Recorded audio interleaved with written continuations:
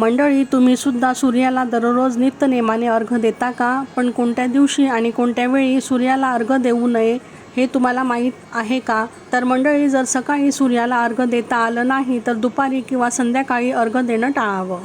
हे मद्यपानाप्रमाणे पापकर्म मानलं जातं. संध्याकाळी अर्घ्य देणं चुकीचे मानले जाते. यामुळे जीवनातील सकारात्मकता कमी होत असते. शिवाय कोणी मरण पावल्यास तसेच बाळ जन्मल्यास त्या काळात देखील सूर्याला अर्घ्य देऊ नये असं शास्त्र सांगते. शिवाय अमावस्येच्या दिवशीही सूर्याला अर्घ्य देऊ नये. अमावस्या ही तिथी पितृकार्यासाठी असते आणि या दिवशी सूर्याला अर्घ्य देणं वर्ज्य मानलं जाते.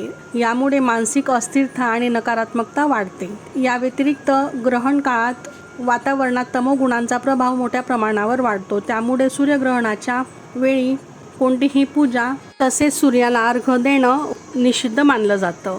शिवाय एखाद्या धावपळीच्या दिवशी सकाळी वेळ न मिळाल्यास त्या दिवशी अर्घ्य न देणं हे अर्घ्य देण्यापेक्षा श्रेयस्कर मानलं जातं. सूर्यपूजा ही प्रभावी असली तरी ती योग्य वेळीच व्हायला हवी.